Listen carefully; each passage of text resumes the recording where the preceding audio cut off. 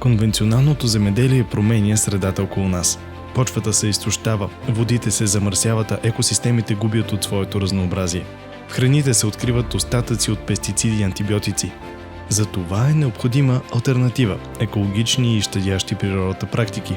Но тук възниква въпросът: имат ли фермерите достъп до ясна и надежна информация за биологичното производство?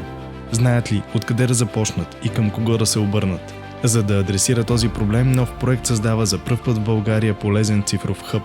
Платформа, която практично събира цялата информация за биоземеделието на едно място. Търсенето от страна на потребителите на чиста екологична продукция все повече се засилва. В тази връзка един от начините за предотвратяване на тези негативни явления в земеделието е именно биологичното производство.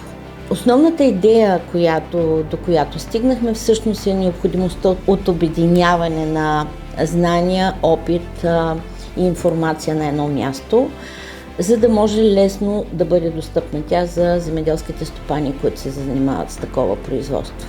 А ние знаем, че има такива, които всъщност изключително екологично отглеждат своите животни и това, но не са пристъпили все още към сертифициране и спазване на всички тези изисквания, които не са толкова страшни.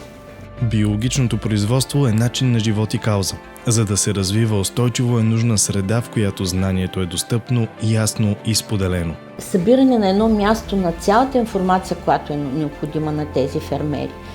Да имат на едно място цялата нормативна база, да им бъде обяснена по лесен и достъпен начин, да имат лесен достъп до научни изследвания, да имат лесен достъп до други фермери, които се занимават, за да могат да споделят опит. Хъбът ще предлага достъп до актуалната нормативна база и ясни изисквания и документи, необходими за биологично производство. В него ще бъдат събирани препоръчани препарати и решения за растения и животни, както и научни ресурси и експертиза. Предвиждат се обучения, демонстрации и специализирани семинари, които подпомагат фермерите да развиват своите стопанства уверено и устойчиво. А чрез мрежата от производители се насърчава обмен на опит, сътрудничество и прилагане на иновации на практика.